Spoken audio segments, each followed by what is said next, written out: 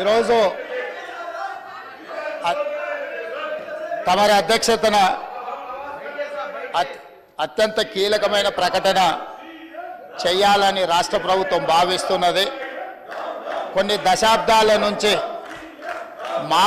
మాదిగ ఉపకులాలకు సంబంధించిన లక్షలాది మంది యువకులు ఎస్సీ రిజర్వేషన్లలో ఏబిసిడి వర్గీకరణ కోసం వాళ్ళు పోరాటాలు చేస్తున్నారు.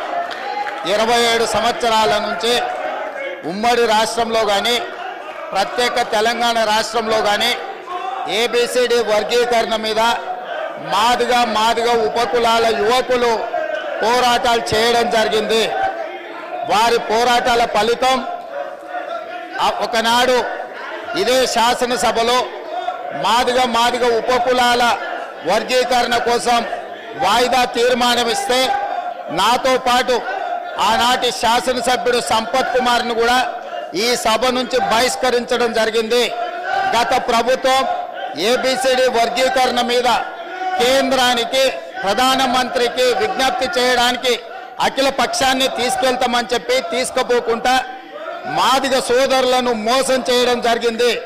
కానీ డిసెంబర్ 3, 2023 నాడు ప్రజాప్రభుత్వం బాధ్యత తీసుకున్న తర్వాత తక్షణమే మా ఉప ముఖ్యమంత్రి గారి సూచన మేరకు మాజీ ఉప ముఖ్యమంత్రి ప్రస్తుత మంత్రి దామోదర్ రాజనరసింహ గారి నేతృత్వంలో మా శాసనసభ్యులందరినీ అడ్వకేట్ జనరల్ని ఢిల్లీకి సుప్రీంకోర్టుకు పంపించి న్యాయ కోవిధులతోని చర్చించి సుప్రీంకోర్టులో బలమైన వాదనను తెలంగాణ రాష్ట్ర ప్రభుత్వం కాంగ్రెస్ ప్రభుత్వం వినిపించడంతో ఈనాడు సుప్రీంకోర్టు మాదిగ ఉపకులాల వర్గీకరణకు అనుకూలమైన తీర్పునివ్వడం జరిగింది.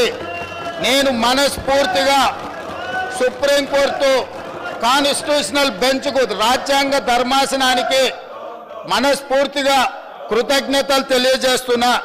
7 మంది జడ్జిలలో 6 మంది జడ్జిలు రాష్ట్రాలకు ఏబిసిడి వర్గీకరణ చెయ్యడానికి అనుమతి ఇచ్చింది. తెలంగాణ రాష్ట్ర ప్రభుత్వం తరఫున నేను స్పష్టమైన ప్రకటన చేస్తున్నా.